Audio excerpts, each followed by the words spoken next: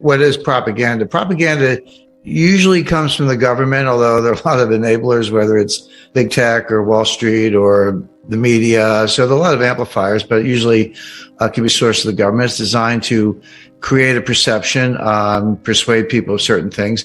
Unfortunately, people tend to trust their governments. I think that's probably a bad idea. I think history says it's usually a bad idea. So in the first instance, people hear the government say, the economy's fine, or unemployment's near an all-time low, which is actually statistically is true. And they kind of nod and go, yeah, it's all good. And then reality is the stuff that hits you in the head like a 2x4, which is, you go to the gas station and, it used to be $45 to fill up your tank. Now it's $85 or $90. So that's the reality. So all of a sudden you're like, well, wait a second. White House is saying it's all good, but the price of gas has doubled.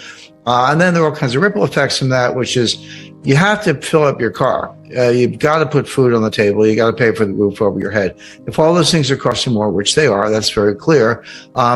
That's less money for everything else. Maybe you're not taking your spouse out to dinner on Friday. Maybe you're not buying new clothes or taking a vacation. You're going to cut out all those other things. So yeah, you're spending money, but on the necessities, but it means there's demand destruction on anything that's not necessary. And that's a big part of the economy because of, service sector and all the people who cater to that. So the propaganda is positive. We can talk about that in a little more detail. The reality is harsh, and reality wins. Because you're paying real money, as I described. You mentioned the word narrative, and that's really important. And there's a very good book by Robert Schiller. He wrote a book about, 2 years ago, maybe a little bit less, called Narrative Economics. And he said, yeah, we got all the models and Phillips curve and wealth effect, but don't underestimate the power of a narrative. A narrative is a story. It's basically it's a fancy name for a story, but a story that persists, that grows. But what I learned from the book that I hadn't really thought about is that narratives don't have to be true. They can be true and they can be very powerful, but a narrative can be false and still be powerful. It's the self-fulfilling prophecy. If enough people believe it, it sort of becomes the reality to some extent, even if it's based on false premises. He gives an example during the Great Depression. But during the first part of the Great Depression, unemployment was high, productivity was, output was dropping, trade was dropping. It was a very, very bad time, no doubt about it. But not everybody was out of work. Not everybody was poor. There were a lot of people with a lot of money, but it was felt that being ostentatious was poor form. It's like, okay, I'm lucky I have a job, I've got some money, but I'm not going to buy a new car, buy a big house, or flash it around or whatever, because it's really not considerate of all the people who actually have fallen on hard times. Well, that was the narrative, but it's the worst possible economic advice because it's precisely the fact that people with the money should keep spending that kind of can boost the economy out of a depression. So by people saying, well, even though I have the money, I'm not going to spend it because it's poor form, we're actually prolonging the Great Depression.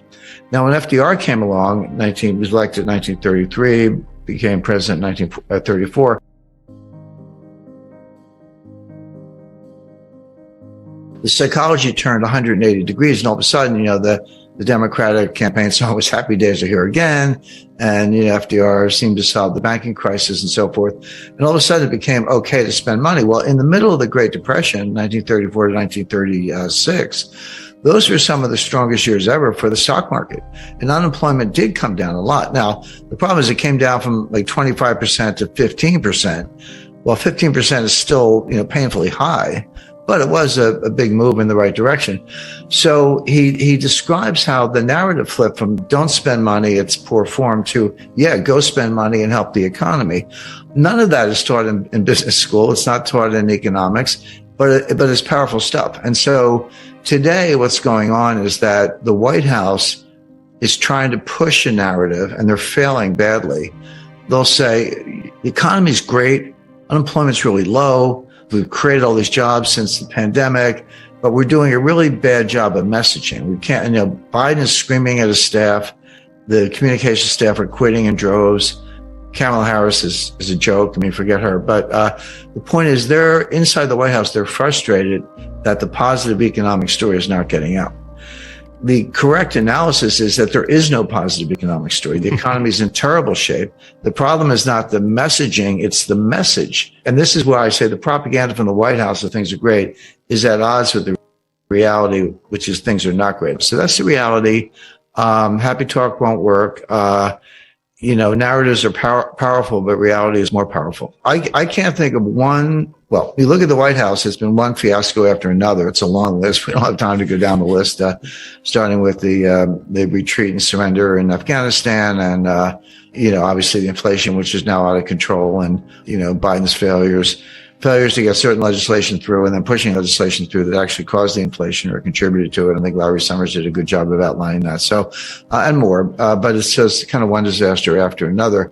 But, where we are today, the Putin price hike, I'll give the writer credit for good alliteration. Putin price hike. Okay. I'm a writer, so hey, nice job, but it's completely false. Number one, the inflation was going up long before the war in Ukraine started. So if everything was great until February 27th, and then Russia invades, and then all of a sudden the inflation goes up. All right, let's talk about it. But that's not true. This inflation goes back to late 2021. It was persistent in the fall. We all remember the Fed and the Treasury saying transitory. And then finally, I think Jay Powell was testifying before Congress and said it's time to retire the word transitory. So that was his way of throwing in the towel. And Janet Yellen admitted she was mistaken also. So it predates the war, number one. Number two, energy prices are going up because there's a war with Russia. Well, I wonder why that is. Well, the reason is not because Putin invaded Ukraine, it's because the U.S. counterattacked with financial sanctions. Now, bear in mind, go back to January 21st, 2021, when Biden was sworn in as president, and then went back to the White House. What was the first thing he did? He closed the Keystone XL pipeline. This is a pipeline that would bring oil from Alberta, Canada, into the United States, where it would connect at a hub. I believe it's in Kansas, but somewhere in the central United States. And then the hub distributes it to the entire country. So he shut down that pipeline, which curtailed the supply of oil from Canada.